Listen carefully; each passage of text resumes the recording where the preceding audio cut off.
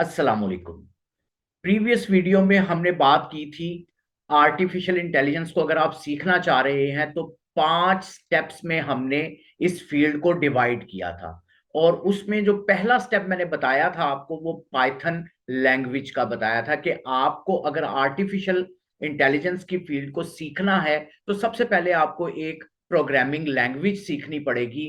और programming language में हमने कहा था कि प्रीफरेबल क्या है कि आप पाइथन लैंग्वेज सीखें। आज इसी लैंग्वेज पर हम थोड़ी सी बात करेंगे। और चाहे आप पाइथन लैंग्वेज की बात करें या किसी और कंप्यूटर लैंग्वेज की बात करें तो जो कॉन्सेप्ट्स हैं वो क्या होते हैं, हर लैंग्वेज के ऑलमोस्ट सेम होते हैं।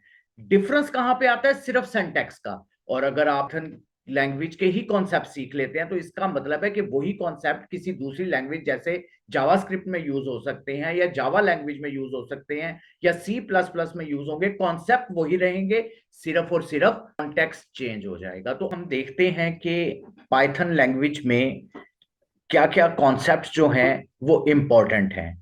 तो अगर आप पाइथन लैंग्वेज के कॉन्सेप्ट्स की बात करें तो सबसे पहले जिस कॉन्सेप्ट का आपको पता होना चाहिए उसमें है डेटा टाइप्स। वो कौन सा कॉन्सेप्ट है? Data types. उसके बाद डेटा टाइप्स जब आप पढ़ लेंगे तो सेकंड कॉन्सेप्ट आपने सीखना है conditional statements. Conditional conditional statements.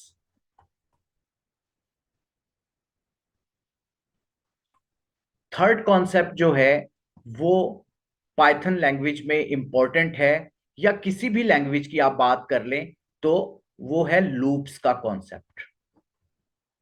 इसी तरह हमारे पास नेक्स्ट कॉन्सेप्ट आता है फंक्शंस। इसकी बात करनी है, फंक्शंस की बात करनी है, फंक्शंस के कॉन्सेप्ट पे फोकस करना है। और जैसे ही आप फंक्शंस का कॉन्सेप्ट खत्म करेंगे तो नेक्स्ट जो कॉन्सेप्ट है हमारे पास सीखने वाला वो है ऑब्जेक्ट ओरिएंटेड प्रोग्रामिंग। इसको हम ऊप का कॉन्सेप्ट भी बोलते हैं। क्या है इसकी फुल फॉर्म?